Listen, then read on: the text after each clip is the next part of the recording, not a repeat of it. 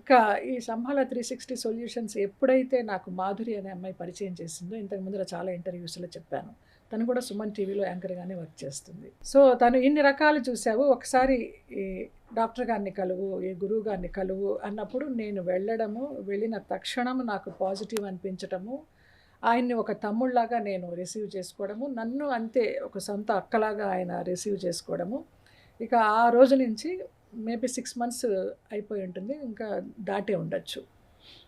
ఇంకా అప్పటి నుంచి నాకే ఎందుకు ఇలా జరిగింది, నాకు మోసం జరిగింది అనే థాటే లేదమ్మా. ఆయన అన్నారు, నీ కర్మల్ని నువ్వే రీరైట్ చేసుకోవచ్చు, నీ కర్మని నువ్వే బ్యాలెన్స్ చేసుకోవచ్చు. ఎవరో నీకేదో చేస్తే నీ కర్మని బ్యాలెన్స్ చేసి వెళ్ళిపోయారు అని సంతోషించు. నాకు రేపొద్దున ఇది జరుగుతుంది, అది జరుగుతుంది ఇలాగ అనుకోకు. జరిగిపోయిందనుకో, నీకు ఏదైనా అనారోగ్యం ఉందనుకో, నేను ఆరోగ్యంగా ఉన్నాను.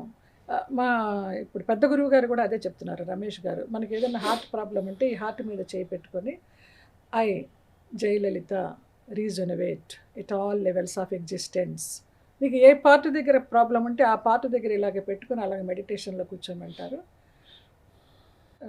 అది మాటల్లో చెప్పలేం, నా భూతో నా భవిష్యత్. అలా హీలింగ్ అయిపోతుందా? అలా హీల్ అయిపోతుంది. నా ఎక్స్పీరియన్స్ నేను చెప్తున్నాను. అలా ఎంతమందో జూమ్ క్లాసెస్ చూస్తే అసలు ఎంతమందో